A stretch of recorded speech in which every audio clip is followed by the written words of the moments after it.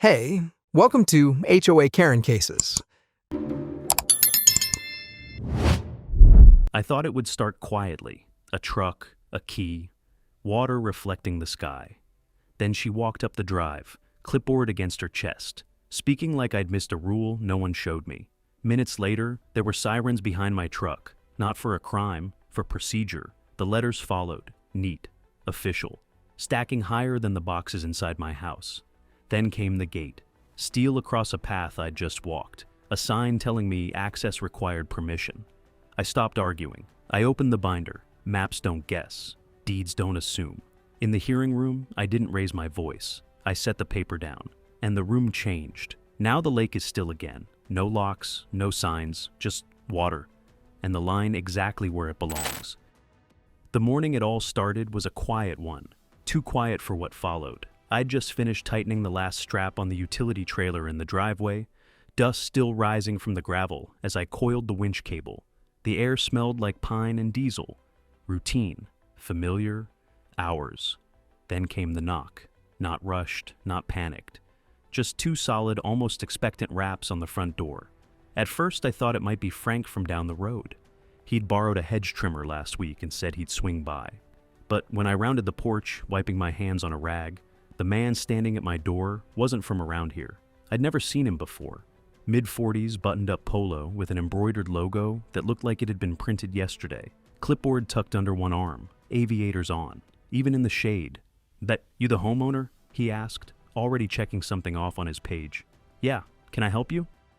I stayed on the top step. No handshake offered, no badge, no intro. "I'm with the Hollow Glen Property Owners Association," he said, lifting his chin slightly. "There's a new community compliance policy in effect. That trailer violates frontage standards." That trailer had been in that exact spot for over a year. Not once had anyone said a word. Not when we bought the property. Not when we refinanced it. Not when I spent 4 weekends repainting the hitch in the driveway. I narrowed my eyes.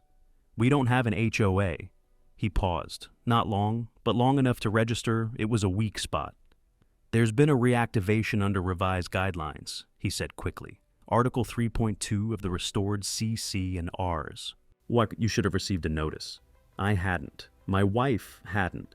And I knew every square inch of the closing documents we signed when we bought this place. No covenants, no board, just land, house, and peace. "You got ID?" I asked. That threw him a little. He adjusted his grip on the clipboard, glanced back at the sedan parked half up the curb. Cheap rental by the look of it. "Don't need to show ID to enforce policy," he said. "This is a voluntary compliance stop." Voluntary compliance. I felt a slow, heavy pressure in my chest. Not panic, not fear, just the sharp edge of something wrong. "Leave," I said, "and don't come back unless you've got a deputy or a court order." His jaw ticked once. Then he smiled. Just barely. "You'll be hearing from legal," he said, already turning down the walk. I watched him leave. He never looked back. My wife was at the door when I stepped inside. She must have heard the last of it, because her first words were, "What was that?" I tried to brush it off, but the tightness in her voice pulled me back. "Guy claiming there's a new HOA," I muttered, heading to the kitchen.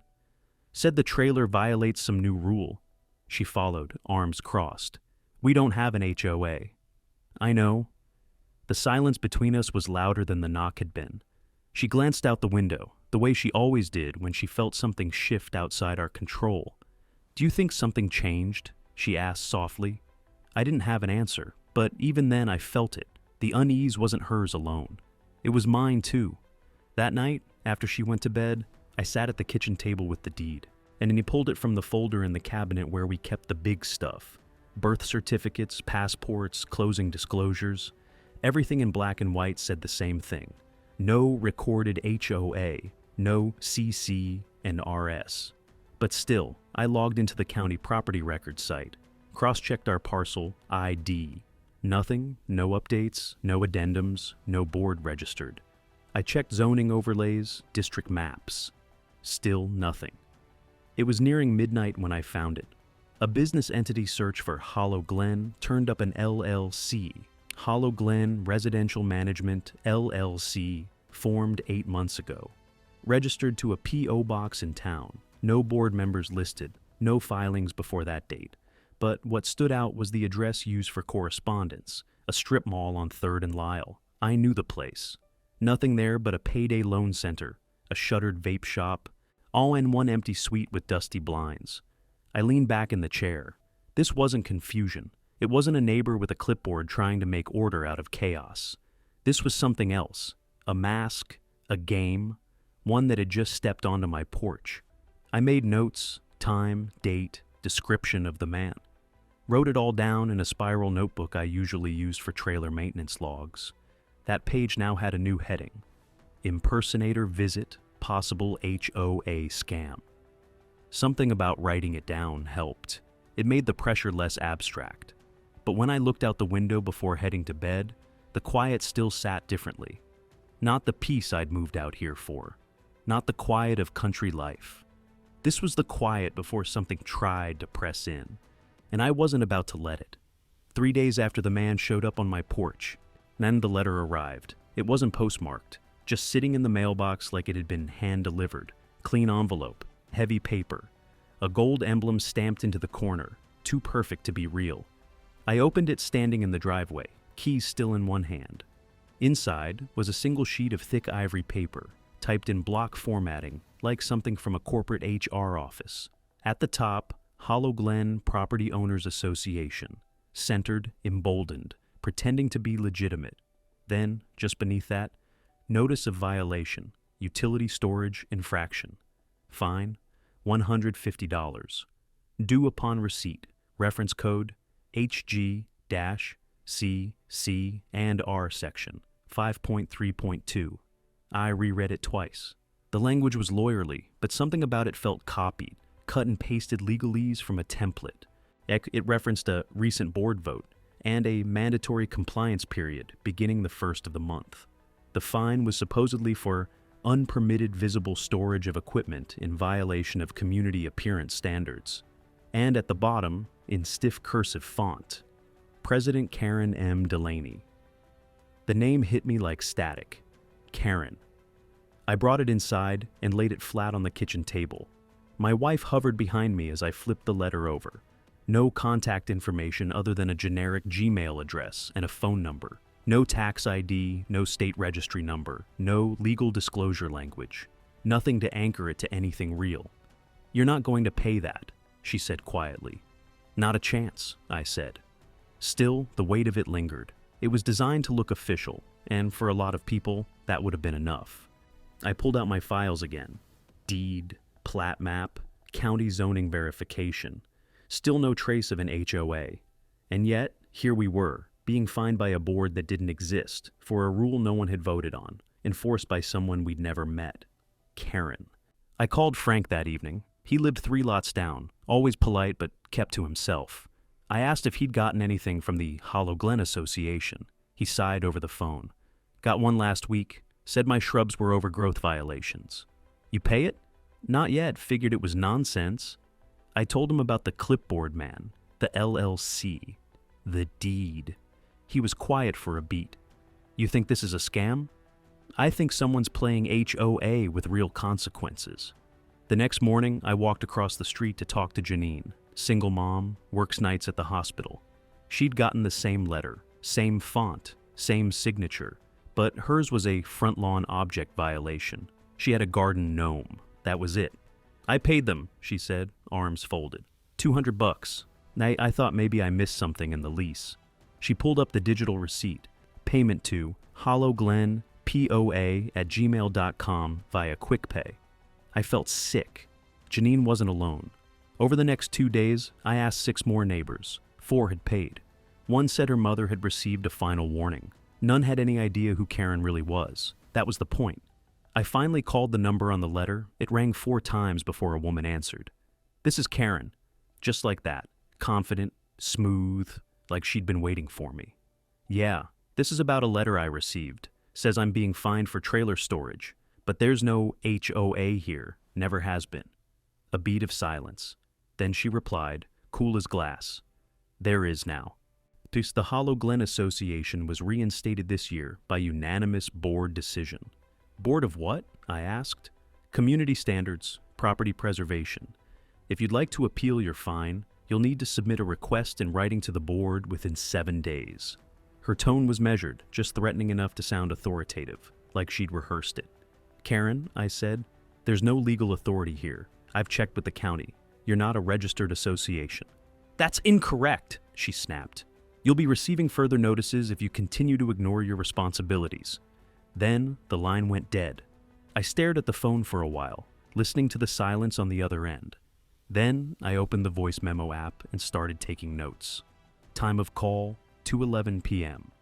Caller ID, blocked duration, 54 seconds. Tone, assertive, hostile statements, fines, threat of escalation, reference to community standards. The anger was there, but so was something else, control. This wasn't someone confused about how HOAs work. This was someone creating one out of thin air and betting no one would question it. She didn't know it yet, but I was going to. That night, I created a folder on my computer, Hollow Glen, Karen evidence inside. I dropped everything. The PDF of the letter, the voicemail log, a screenshot of Janine's receipt, a scan of our deed, the call log from my cell. I wasn't just reacting anymore. I was building something.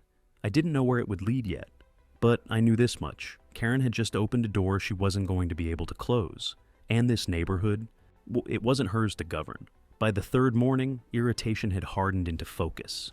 I took the day off work, not because I was rattled, but because I needed daylight, offices open, and answers that didn't come from a Gmail address signed by President Karen. If this thing was real, it would exist somewhere outside of letters and threats. And if it wasn't, I wanted proof so solid it couldn't be waved away. The county assessor's office smelled like paper and old carpet, the kind of place that didn't deal in opinions, just records. I took a number and waited, watching names flicker across the screen until mine came up. The clerk who helped me was named James, late 30s, calm, the kind of guy who'd seen enough nonsense to spot it early. I slid Karen's letter across the counter. I'm trying to verify an HOA tied to my address. He didn't even look at the letter at first, just pulled up my parcel number, typed quietly for a minute, then leaned back. There's no HOA recorded for your subdivision, he said. I waited, expecting a caveat. Never has been, he added. I exhaled without realizing I'd been holding it. I asked him to double-check, old filings, dissolutions, reactivations. He did, printed out the zoning map, the parcel history, the subdivision registration. Every page said the same thing. No HOA, no CC and RS, no governing association. James tapped the paper with his pen. If someone's claiming enforcement authority here, they don't have it. I thanked him and left with a folder thick enough to end an argument. But something told me Karen wasn't the type to accept paperwork quietly. And the return address on her letter led me to a strip mall 10 minutes away. I parked across from the suite number listed, Unit 204. The sign holder above it was empty. No logo, no hours. The blinds inside were bent and dusty, light bleeding through uneven slats. I walked up and tried the door. Locked, dead. The vape shop next door had a teenager behind the counter. I asked how long the unit had been empty. Months, he said without looking up. No one's been in there. I stepped back and took photos, wide shot, close-up of the suite number, the deadbolt, the peeling leasing sign taped inside the glass. This was Karen's administrative office, a ghost address. I didn't call her right away. Instead, I sat in the truck and listened to the engine idle, thinking through what I had. Fake office, no county record, threatening letters, fines already collected from neighbors. This wasn't some confused... When I did call, I changed tactics. I didn't confront her. I didn't accuse. I let her talk. Hi, I said when she answered. I'm calling about the association dues. I had a few questions before I submit payment. Her tone shifted instantly, pleasant, professional. Of course, Karen said. Go ahead. I asked about late fees, appeal deadlines, enforcement escalation. She answered all of it smoothly, like she'd practiced. She talked about liens, compliance officers, and formal notices without hesitation. Then I asked, can you give me your nonprofit registration number? A pause. That information isn't necessary for residents, she said. I just want it for my records, I replied. Her voice cooled. Sir, Continued refusal to comply will result in further action. There it was again. That line. Nas, I glanced down at my phone and tapped record. Karen, I said evenly, you're claiming authority you don't have. There is no HOA on file with the county. That's not your determination to make, she snapped. This conversation is over. She hung up. I saved the audio immediately, renamed it, backed it up. She just threatened me. On record. That night, I cleared off the dining table and laid everything out. County documents, photos of the empty office, Karen's letter, neighbor receipts, audio files. I labeled a binder and slid the papers in carefully, one sleeve at a time. Hollow Glen, fraud investigation. I wasn't a cop, I wasn't a lawyer, but I knew patterns, and this one was clear. Karen had created a shadow HOA, a fake authority wearing the skin of a real one. She wasn't enforcing rules. She was manufacturing fear and monetizing it, and she'd picked a neighborhood that trusted paper more than power. She hadn't expected someone to check. I wrote one final note before closing the binder. This is impersonation, and it's not over. I didn't sleep much that night, but it wasn't anxiety that kept me awake. It was resolve. The next morning, I brewed the coffee stronger than usual. The binder sat on the table like a loaded weapon. Last night had shifted something. This wasn't just about me anymore. It wasn't about my trailer or my pride or even the threat taped to my front door. It was about fraud, organized, pre-planned, and spreading through my neighborhood like it belonged there. I sat down and opened my laptop. If Karen wanted to play legal, I'd play forensic. But the Gmail address listed on the letter was tied to a Google business account, basic but active. The site linked to a domain, hoauglenassociation.com. It was basic. One homepage, one board of directors page with stock headshots and bios too vague to verify. All buzzwords, community-focused, standards-driven, preserving property value. No dates, no contact information besides the same generic email and a phone number that rang to voicemail. But in the privacy policy footer, something else caught my eye. Operated by Hollow Glen Residential Management, LLC. I copied the LLC name and went straight to the Secretary of State's online registry. There it was, filed just 8 months prior. Business type, residential services. Status, active. Registered agent, Karen M. Delaney. Mailing address, same ghost office I'd visited. No board members, no minutes, no filings of public notice, just a shell. Karen wasn't operating as a president. She was posing as one. I dug deeper. Civil court records, small claims, anything tied to the LLC or her name. I didn't have to look far.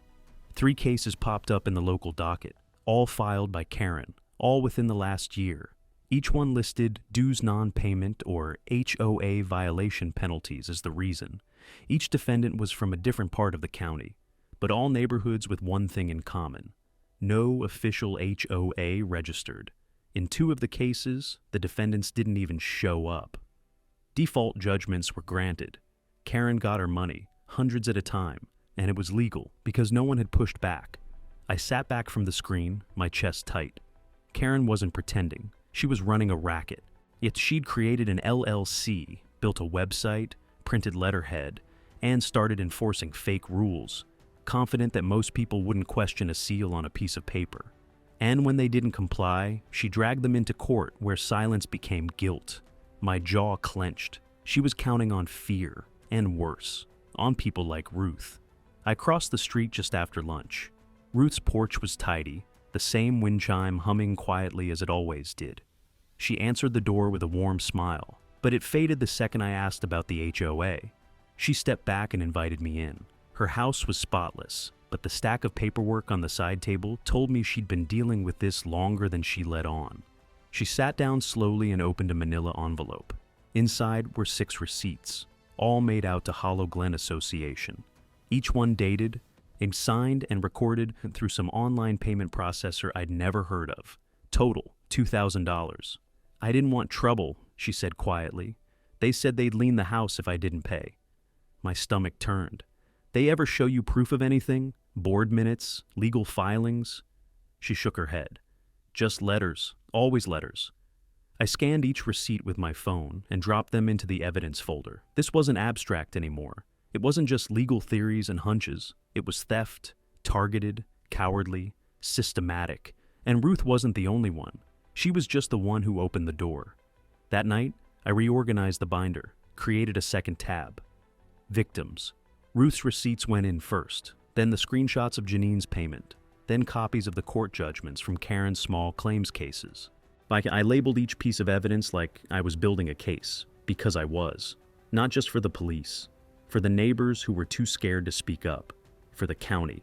And for the moment, Karen found out she'd pushed one homeowner too far. At midnight, I saved a PDF copy of everything I had so far, encrypted it, and emailed it to myself with a subject line, HOA fraud, Hollow Glen, day 4. Just in case. I looked around the house, quiet, warm, safe, but I couldn't shake the feeling that we were being watched. Not in the literal sense, yet, but in the legal one. We were in someone's crosshairs now, someone who'd figured out how to weaponize paper and posture, and I'd just stepped into the middle of it. But unlike Karen, I wasn't hiding behind a clipboard. I had truth, and I was finally ready to use it. Night after everything I'd uncovered, the fake LLC, the court filings, the elderly neighbors coerced into paying up, I thought the storm might come through the legal system first. I was wrong. It came through the dark. The camera went up on a Tuesday. A small wireless model, motion activated, mounted just above the porch light. I angled it to catch the front walkway, the mailbox, and the gravel strip where the trailer sat. Nothing fancy. Just enough to log anything Karen, or one of her so-called compliance officers, might try if the letters didn't work. My wife didn't say much about it, but I noticed she double-checked the deadbolt that night before turning off the kitchen light. I told myself it was a precaution, but deep down, I knew we were past that point. 2 nights later, the sound of something slamming yanked me from sleep. Not a gunshot, not shattering glass. It was the trash bins. I grabbed the flashlight and my boots and was on the porch in seconds. The driveway was a mess. 2 bins kicked over, garbage spilled and dragged through the gravel like someone had tried to make a point. Taped to the door, dead center, was another notice. This one wasn't printed on nice stationery, no seal, no formatting, just bold black ink on standard white paper. Final warning, action imminent. No signature, no contact number, just those 6 words. By the time I'd bagged the trash and taken photos, my wife was on the porch, arms crossed over her robe. Her face was tight, pale. "I thought this was just about the trailer," she whispered. "It's not," I said. She didn't ask what I meant. She already knew. The next morning, my son came back from the mailbox and said, "Dad, the truck's tires look weird." 2 of them, driver's side, front and back, were slashed. Not punctured, not flattened. Slashed. Clean, deliberate cuts across the sidewalls. Deep enough to be dangerous if we hadn't caught it. The security camera had motion at 3:14 a.m., but the figure stayed in the shadows. Hooded, gloved, in and out in under a minute. Too fast to ID, but the timing lined up. I saved the clip, time-stamped it, filed it into the growing digital folder. Now it was vandalism. Now it was criminal.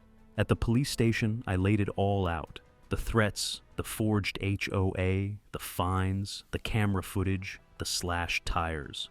I expected blank stares and indifference. Instead, I got something close to concern.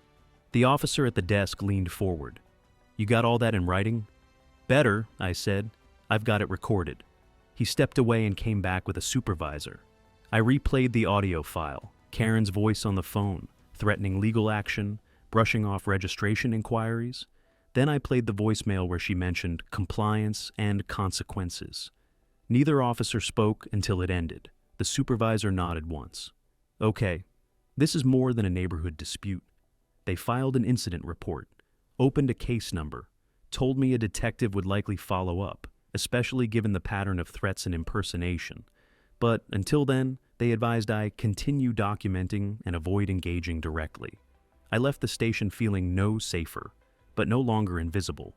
And Karen's scam had been noticed. Finally. That night, I sat in the living room with the lights low and the windows cracked just enough to hear the wind. The camera's green status light blinked like a slow heartbeat. Everything felt still, but not calm. The air had changed. The kind of quiet that hangs after something breaks. The kind of stillness that comes right before someone pushes again. But this time, they'd find the door locked, the cameras running, and the man inside no longer second-guessing what he was dealing with. I was halfway through reinstalling the slashed tires when I saw him, unmarked sedan, parked low and quiet by the curb, engine still running. The man who stepped out wasn't in uniform, but there was no mistaking the intent in his walk. He crossed the lawn slowly, one hand tucked into his coat, the other holding a leather ID wallet. "Mr. Rayburn?" he asked. "Yeah," I said, standing and wiping my hands with a rag. "That you, detective?" He nodded. "Detective Reese, County CID, got a call from Patrol Division about an impersonation report tied to your address." He glanced toward the front porch, where the camera blinked steadily. "Mind if we talk inside?" He didn't bring a notepad, just a phone and a printed copy of the cease and desist letter I'd had my lawyer draft 2 days earlier. Karen had already seen it. Now the authorities had too. Reese took a seat at the dining table, flipping through my evidence binder like it was a legal brief. My wife hovered nearby, her expression guarded. "She always this formal with her fraud?" he asked, holding up one of Karen's printed letters. "She likes structure," I said. "Oh, makes it look legitimate." He half smiled. "It works more often than you'd think." Reese had the look of someone used to listening, not interrupting, just absorbing. He asked for a timeline. I gave it to him, starting from the man at the door to the first letter, the phone call, the fake LLC, the victims across the street, and finally the slashed tires and garbage threats. When I handed him the voicemail recording, Karen talking about milking the neighborhood before the county gets wind, he didn't react right away, just hit replay. Then again. "This might be what we needed," he said quietly. He confirmed what I'd started to suspect. Karen wasn't just working in our subdivision. "She's shown up in 3 other neighborhoods," he said. "Same tactics. Targets older residents, renters, single households. Places without active HOAs or where the old board's dissolved. She files an LLC, sends out mail, sets up meetings, collects dues." I shook my head. "And no one's stopped her?" "She stays just outside the line, until now." He tapped the printed transcript I'd given him. "You recorded her threatening legal action, citing non-existent bylaws. That's impersonation. Then you've got her talking about intent to collect under false authority. That's fraud. And the vandalism..." He paused. "That escalates it." He leaned forward, voice low. "Look, off the record, you've done half my job already. You documented everything, didn't engage, brought receipts. But people like Karen, they don't stop until someone makes them." I asked him what came next. He opened a leather folder and pulled out a form. "We're opening an investigative file. I'll be your point of contact. Keep documenting. Don't tip her off. If she contacts you again, don't answer. Record it. We'll coordinate with the DA if charges look viable." He slid the form toward me. Case number, department seal, my name in black ink. It felt solid. My wife didn't say much until he left. She stood at the window, arms crossed, watching the car pull away. "Do you think she knows they're onto her?" she asked. "I don't think she cares," I said. "Not yet." And that was the truth. Because people like Karen don't believe in consequences, only in control, until the day they lose both. I updated the binder that night, tabbed out each new piece: detective notes, case file, number, official complaint form, copy of the voicemail, transcript, screenshot of the DA contact referral from Dana. The camera log was empty that night. No trash bin tips, no hooded shadows, no SUV idling by the street. It should have felt peaceful, but it felt like a held breath, the kind you take just before something breaks. I thought exposing Karen would bring relief. Instead, it brought division. It started small, quiet changes in tone, clipped conversations at the mailbox. The kind of shifts you only notice when you've lived among people long enough to hear the silence between their words. I began knocking on doors, not with a pitch, not with anger, just information. I carried copies of the county zoning records, the LLC filings, a few transcripts, and screenshots of the website before Karen scrubbed it. My goal wasn't to rally anyone, it was to warn them. Frank listened, nodding slowly. He'd kept the letters, but never paid. "I knew it didn't smell right," he said. "But you know how it is. People don't like to fight paper." Janine was grateful. She hadn't told anyone she'd paid $200. "I just didn't want them putting a lien on the house," she said. I didn't blame her. That was the fear Karen weaponized. But not everyone welcomed me. One man said I was just making trouble. Another told me Karen wasn't doing anything wrong, just bringing order. A woman shut her blinds the second she saw me walking up. That's when I realized this wasn't just fraud. It was control, and Karen still had it over some of them. The flyer showed up in every mailbox 2 days later. Hollow Glen Property Owners Association, General Meeting. This Friday, 7 p.m., Community Rec Center attendance expected. No signature, no contact number. Just that seal again. Gold, embossed, trying to look official. Karen wasn't backing down. She was doubling down. I went.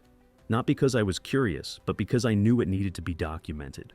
I arrived 10 minutes early and sat near the back. The folding chairs were half filled, about 30 people, maybe more. Some came looking curious. Others looked like they had already made up their minds. Karen walked in like she belonged there. Clipboard in hand, hair pulled tight, smile thin as thread. She wore the same color scheme from her letters, navy blazer, white blouse, trying to look like leadership. She stood at the front and addressed the room like it was a town hall. No microphone, just presence. "Thank you for coming," she said. "We know this community is better when it's united under shared values." She spoke for 10 minutes straight about preserving home values, combating disorder, keeping the neighborhood clean and safe. She never once referenced her authority source, never mentioned county registration, never addressed the LLC or the complaints. Then she introduced her officers. Jason, our compliance director. Marla, vice chair. They both stood. Jason looked like he belonged in a courtroom, and not as a lawyer. Broad shoulders, shaved head, face too familiar. I'd seen it before. Marla looked tense. Her smile flickered every time someone made eye contact. She didn't want to be there. Not really. I wrote their names down. I'd check them later. During the Q&A, someone asked, "When was this HOA formed?"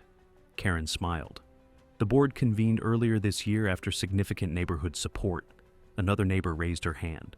"Where's the public record of this? We never voted." Karen's tone sharpened. "We acted under emergency charter authority granted by previous filings."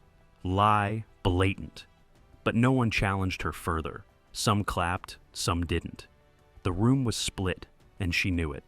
That night, I ran Jason and Marla through public records. Jason had 2 misdemeanors, fraud and impersonation of a public officer, both from 7 years ago.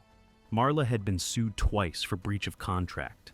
Neither had any property management credentials, no licenses, no legal standing, but they stood beside Karen like they were real. That's what Karen was selling, the illusion of legitimacy.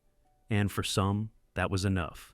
I added their names and histories to the binder, labeled it Faux Officers, Hollow Glen. The next morning, I emailed the file to Detective Reese and Dana. Their replies came within hours. "This confirms what we suspected, adding to active case file. We'll begin background aggregation and submit to DA's fraud division." It was progress, but it didn't feel like victory, not yet. The scariest part, Karen wasn't operating in the shadows anymore. She was standing in fluorescent light, surrounded by folding chairs and polite claps, and lying with a straight face. And some people were still choosing to believe her. Because fear, once it settles in, doesn't leave easy. But truth has weight, and I was just getting started dropping it. There's a certain calm that comes when you stop asking for permission and start drafting consequences. That calm arrived the day Dana Corey, property attorney, measured voice, steel backbone, slid the first draft of the cease and desist letter across her desk toward me. It was 4 pages long, each paragraph a scalpel. Fraud, impersonation, mail-based coercion, unauthorized collection of payments under false pretense, violation of state business code. She hadn't just written a threat. She'd written a warning shot backed by law. "You sure you want to escalate this?" she asked, scanning my expression. "I'm sure," I said. "She's running a racket in plain sight. She's not going to stop until someone makes her." Dana nodded, then tapped her pen once on the header. "This goes certified mail to her LLC's registered address, the one she listed on those letters. We'll send digital copies to the DA's office and the county clerk for records. From this point forward, don't talk to her. If she contacts you again, send it to me." I folded the letter, slowly, deliberately. "This'll be the first time she hears the word no from someone with teeth," Dana said. 3 days later, Karen fired back. Not legally, not in court, but in the mailboxes. Every resident of Hollow Glen got a new letter, more aggressive, more defensive, clearly written in retaliation. It was titled, "Community Update, Addressing Misinformation." Signed once again by President Karen M. Delaney. She called me out without using my name, accused me of spreading slander and fear, said I was undermining efforts to preserve property values, framed herself as a volunteer leader under attack by a hostile actor. She used phrases like civic harassment and malicious disruption. But what caught my attention wasn't her attempt at victimhood. It was how carefully it was written. This wasn't a rant. It was a PR defense. Karen was scared and trying not to look like it. 2 neighbors dropped by that evening. Quiet knocks, tense voices.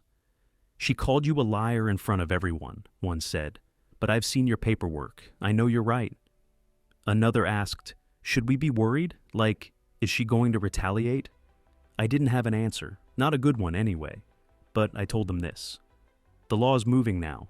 She's not just dealing with me anymore." Dana forwarded the entire case file to the district attorney's office, complete with sworn statements, video logs, Karen's original letter, and now her public retaliation. He looped in the county counsel's office and submitted a fraud complaint to the state licensing board under Karen's LLC. We weren't warning her anymore. We were pressing. Later that week, Dana forwarded a brief response from the DA's intake coordinator. Acknowledged. "We are reviewing for prosecutorial viability, requesting digital copies of audio recordings and HOA meeting transcript.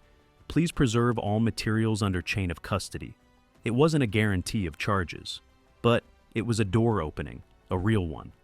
One Karen wouldn't be able to close with another printed letter. Still, the neighborhood buzz didn't stop. A few residents who'd paid Karen were still quiet, embarrassed maybe. One family packed up and left.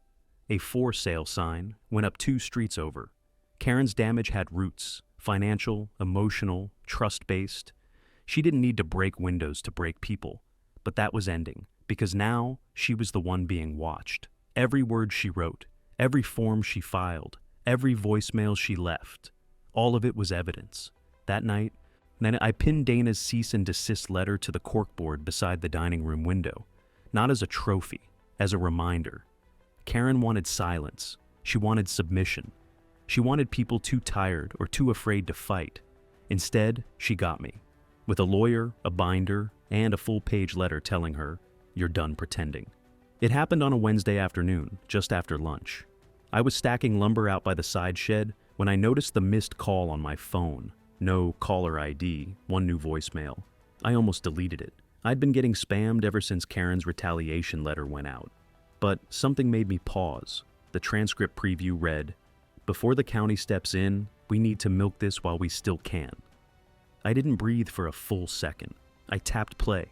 It was Karen, no question. Her voice, calm, clipped, a fake friendly with that sharpness tucked just beneath the syllables. But this time, there was no script, no polish. This wasn't meant for me. "Jason, update me tonight. We need to push another batch of notices before the county gets wind of what's happening in Hollow Glen. That neighborhood's still soft. Milk it while we still can, then pivot if it heats up." Milk it, her exact words. Then, "I've got the letter ready for Marla to distribute. Don't let that Rayburn guy spook anyone else. He doesn't know how this stuff works." The message ended in a soft beep. I stood in the driveway, sunlight hitting my face, the phone still in my hand. She thought she'd called Jason. She called me. I didn't even sit down before forwarding the voicemail to Dana and Detective Reese. Subject line, voicemail from Karen, misfire. It contains statement of intent. Then I backed it up to 3 separate folders, uploaded it to cloud storage, emailed it to myself. Again. You don't sit on evidence like that. You build with it. Reese called that night. His voice was low, focused, quieter than usual. "She called you by mistake?" "Looks like it. Your number wasn't on any call list?" "Nope." A pause. "This changes everything," he said. He asked me to read the transcript over the phone. When I got to "milk it while we still can," he stopped me. "That's premeditated fraud. She's admitting intent, strategy, targets. Now we're not just talking impersonation, we're looking at possible mail fraud and criminal misrepresentation." He explained the next steps. He'd submit the voicemail to the DA's fraud division with an official affidavit. They'd issue a subpoena for Karen's call records. A warrant might follow for the remaining documents in her LLC account. And the kicker, she might not know she left the message, which meant, for the first time, we were one step ahead. Dana added the voicemail transcript to the cease and desist file and attached it to the civil complaint already filed with the county. Her reply was short. "This is the crack we've been waiting for. She won't wriggle out of this one." The statement Karen never meant to make was now part of an active investigation, and this time, she couldn't rewrite it, redact it, or threaten it into silence. That night, I played the message one more time, not for anger, not for revenge, just for confirmation. Karen wasn't some confused neighbor on a power trip. She was a calculated fraud. And she thought no one would catch her. But she'd called the one person who'd already built a case against her, and gave me the final nail herself. The following morning, I drove to the post office and mailed 2 USB drives, one to the DA's office, one to the licensing board. Inside was the voicemail, time-stamped, formatted, and labeled. Karen Delaney, self-incriminating recording, March 15th, 2:11 p.m. The clerk asked if I wanted insurance. I said, absolutely. Back at home, the neighborhood was quiet, too quiet. No letters in the mailbox, no SUV down the street, no meeting notices, no flyers taped to doors. Karen had gone silent, or maybe she knew. And now, like a spider feeling the vibration in her web, she was deciding whether to flee, strike, or spin faster. But that message? That was the moment the web collapsed. It came not with sirens or headlines, but in the form of a formal, embossed envelope delivered to Karen's doorstep. The county counsel's office had officially stepped in. I didn't witness it personally, but Frank did. He called me within minutes. Sheriff's deputy pulled up, walked up calm, knocked once, handed her something thick, and walked away. What did she do? She just stood there for a second, then slammed the door. I got the official confirmation a few hours later, an email from Dana with a PDF attached. Notice of enforcement action, unlawful impersonation of a homeowners association, and unlicensed collection activities, signed, sealed, and filed. It cited 5 specific code violations, demanded immediate cessation of all HOA claims under the Hollow Glen name, ordered the removal of any related websites, payment systems, and physical signage, warned of criminal referral if violations continued. This wasn't a slap on the wrist. This was the county telling Karen, we see you, we know what you did, and we're not asking anymore. By that evening, Karen's website was gone. The HOA Gmail address returned a bounce-back error. The fake officer bios vanished from the web archive. Even the meeting flyers on the bulletin board by the park were torn down. Thumbtacks still clinging to empty cork. It looked like she'd folded. But I didn't trust quiet, not from her. For a few days, things felt still. No more letters, no more retaliation. No one knocking on my door or taping anything to my window. Even the neighborhood seemed to breathe again. Kids played in the street without looking over their shoulders. Ruth came outside with her mail for the first time in weeks. But then I noticed the SUV again. Black. Tinted windows. Engine idling. Same one from earlier that month. First, it sat parked across from my property for about 10 minutes. No one got out. Then 2 days later, it came back, this time half a block down, parked near Janine's place. Again, just sitting, watching. I documented everything: time, date, direction, license plate, what little I could see. Snapped photos from inside the house. Sent them straight to Detective Reese. His reply came fast. Keep logging, do not engage. We'll run the tags. Another neighbor texted me that night. Do you know anything about the car on the corner? Makes me nervous. I did. But I didn't want to say too much. The truth was, Karen had gone silent, but she hadn't let go. This was her watching the walls close in. Still, the legal machine didn't stop moving. Dana filed a follow-up memorandum with the DA's office, linking the county council's letter to our civil case and the criminal complaint. She titled it plainly, Timeline of Karen M. Delaney's HOA Impersonation Scheme, Hollow Glen Subdivision. Attached were 22 exhibits. The original notice she posted, video stills from my porch cam, the fake meeting invite, the background checks on Jason and Marla, the voicemail, all of it, neatly organized, undeniable. There was no public statement, no news article, no press release, but the neighborhood felt it. The air changed. Karen's reign, if you could call it that, had ended not with a bang, but with a form served under a gold seal and the silence that followed. And yet, we weren't finished, because criminal intent may disappear from the mailbox, but not from the court calendar. And the subpoena arrived tucked inside a pale blue envelope, formal but quiet, like an invitation to a meeting you didn't want to attend but couldn't afford to miss. At the top, printed in all caps, in the Superior Court of the County of Fairview, case number 23, FR 982, one state of California versus Karen M. Delaney. Underneath, my name, Rayburn William, testifying witness. I sat down before I even finished reading.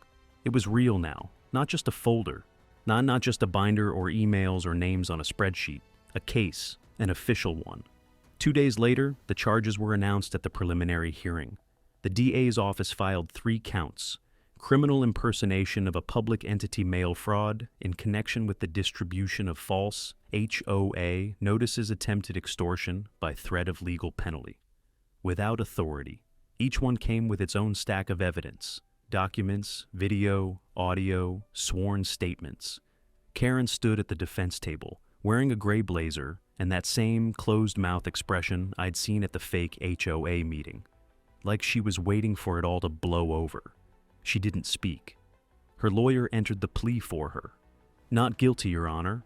The prosecutor, a calm man with steel in his posture, laid out the timeline in front of the judge. He showed the letters, explained the shell, LLC, played clips of the voicemail, described the scope, over 17 residents targeted, thousands of dollars collected, elderly and vulnerable homeowners coerced into paying under the threat of liens. He called it an impersonation scheme designed to simulate lawful governance for personal gain. Karen's attorney objected to the wording. The judge overruled. When it was my turn to take the stand, I kept my answers clean and steady. No emotion, no drama, just facts. I explained the first visit, the clipboard, the trailer demand, the letter that followed, the neighbors who paid, the county record showing no HOA, the meeting, the fake officers, the voicemail she accidentally left on my phone. Oh, when the prosecutor asked if I had ever received any legitimate documentation proving Karen had legal authority to act on behalf of any homeowner association, I said, no, not once. And I let the silence sit. Several neighbors followed me to the stand. Ruth, hands shaking slightly, recounted how she paid over $2,000 in back dues out of fear. Frank testified he'd been threatened with property enforcement liens if he didn't remove a fence that had been up for years. Janine held up her payment receipt and read the email from the HOA compliance office threatening collections. All of it was so calculated, so rehearsed, and all of it now, out in the open. Karen never looked at me, not once, not during my testimony, not when the voicemail played in court, and not when her own words echoed across the gallery. Milk the neighborhood while we still can. She kept her eyes forward, face blank, knuckles white against the edge of the defense table. But it didn't matter anymore, because she wasn't in control of the room. The court was. After the hearing recessed, I walked past a row of residents outside the courtroom. Nobody said anything loud. No cheers, no confrontations, just nods. A few quiet thank yous. The moment didn't feel like triumph. It felt like truth finally got to speak, and for the first time in months, it was being heard by someone who could do something about it. The courtroom was coming. Karen took the stand wearing the same navy blazer she wore at the fake HOA meeting. It didn't help. Her lawyer began softly, guiding her through what looked like a carefully rehearsed script. She spoke in calm, polished phrases, each word selected like she was writing an email she didn't want forwarded. "I never intended to mislead anyone," she said. "The HOA existed previously. My intent was to restore a sense of order. I was acting in good faith on behalf of the community." Not once did she mention the LLC. Not once did she reference the county council's cease and desist.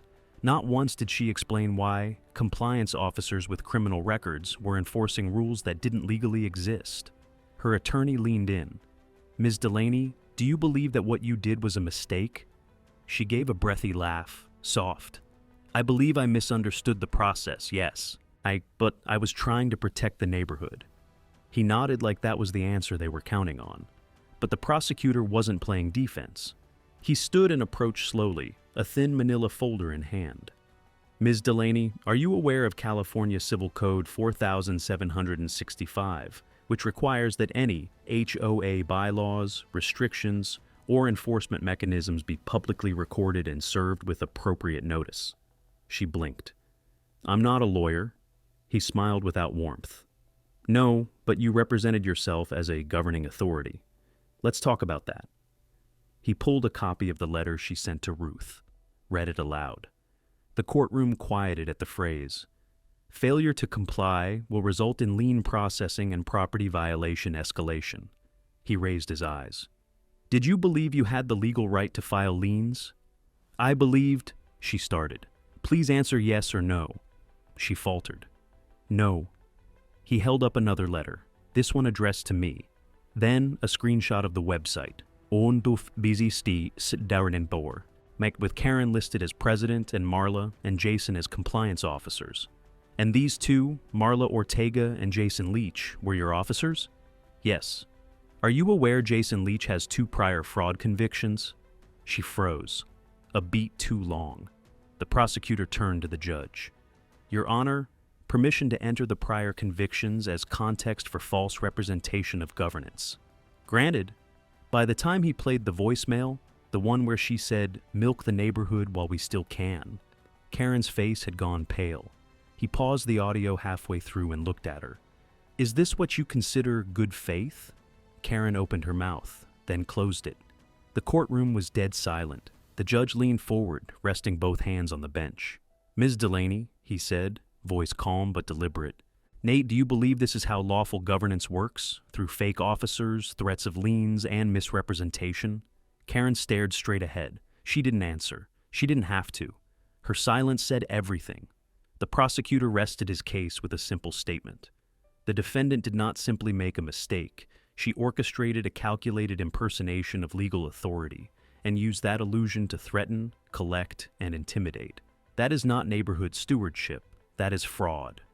The judge excused Karen from the stand. As she stepped down, she no longer looked like the woman who had marched into that rec center weeks ago with a clipboard and a speech.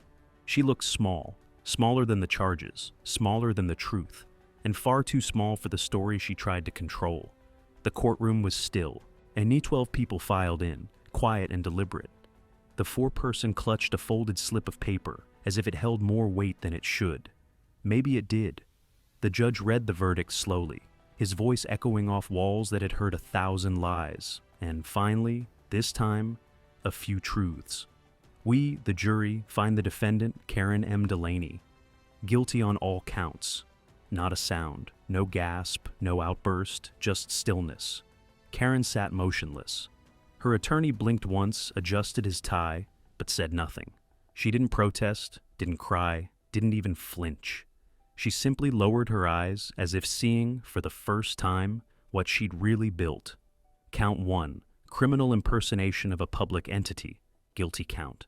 2, mail fraud, guilty count. 3, attempted extortion, guilty 3 convictions. It's 3 words that would follow her far longer than any HOA title. The judge scheduled sentencing for 2 weeks later. I stood outside with a few of the neighbors afterward, Ruth, Frank, Janine. No one said much. The energy wasn't celebratory. It wasn't victory. It was release. Like something had been draining the color from our lives for months, and now we could finally breathe. Ruth tucked a handkerchief into her purse and looked at me. "You got us here," she said quietly. "No," I said. "Karen did. I just gave her a mirror." 2 weeks later, the courtroom filled again. This time, the tone was different. The judge didn't scold or raise his voice. He simply listed the damages. Karen was sentenced to 24 months supervised probation, mandatory restitution to all known victims, $47,200 in total, a permanent ban from operating, managing or representing any homeowners association, residential trust, or compliance entity within the state. Jason and Marla, her so-called officers, took plea deals. Jason was fined and barred from working in any property-related industry again. Marla received community service and a civil penalty. Neither spoke in court, neither looked at me. A victims' restitution fund was established. Dana agreed to oversee the claims distribution pro bono. Checks would go out over the next 3 months. Ruth was first on the list. When she got her envelope, she called me crying, not because of the money, but because it meant someone finally said, "What they did to you was wrong," and meant it. The judge gave me a moment for a statement. I stood, looked at Karen, and didn't speak for a few seconds. Then I said, "What Karen did wasn't a misunderstanding. It was a plan. Every letter, every voicemail, every knock on a door, those were choices. And every choice chipped away at trust, at peace, at the foundation of this community. That doesn't disappear because she regrets getting caught."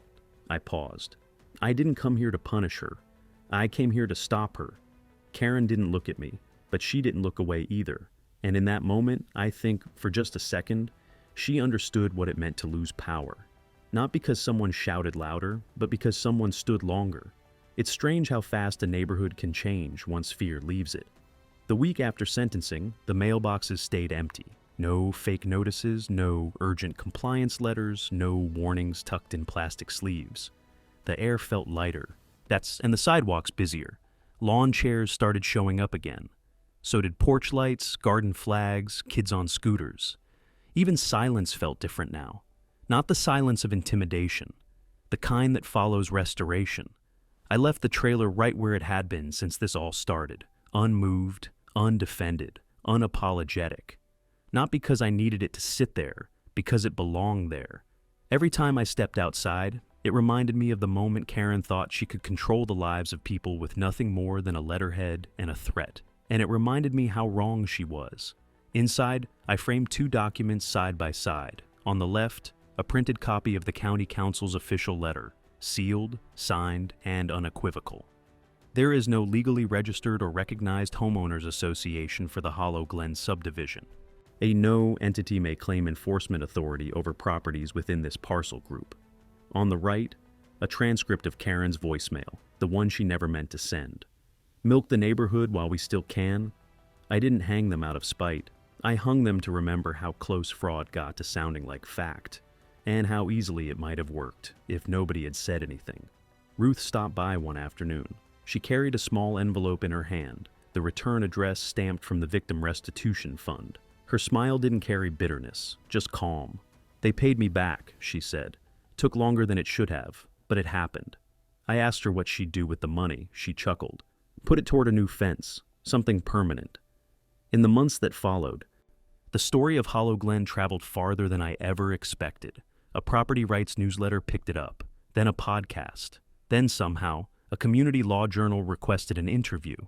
People were starting to understand how easily someone could create a fake seat of authority, and how hard it could be to prove it wasn't real. But we proved it, with documents, with voices, with time. We held a neighborhood cookout that spring, first one in years. No flyers, no rules, no votes. Just folding chairs, burgers, and neighbors laughing under string lights. Frank brought his old stereo. Janine made the potato salad. Ruth brought cookies, same ones she used to bring before Karen came around. When someone joked about HOA dues, the whole circle broke out laughing. Not bitter laughter, healed laughter. Looking back, it wasn't the trailer that made Karen come knocking. It was something bigger, something about control, fear, and the power of silence. But the thing about silence is, it only wins when nobody speaks, and I'd spoken. Through a binder, a camera, a recording, through one moment after another where I said, "No, you can't fake power. No, you don't get to scare people into paying you. No, you don't own this street just because you printed a logo. This place, this land, this neighborhood, it doesn't belong to a letterhead. It belongs to us. And now, finally, it feels that way again."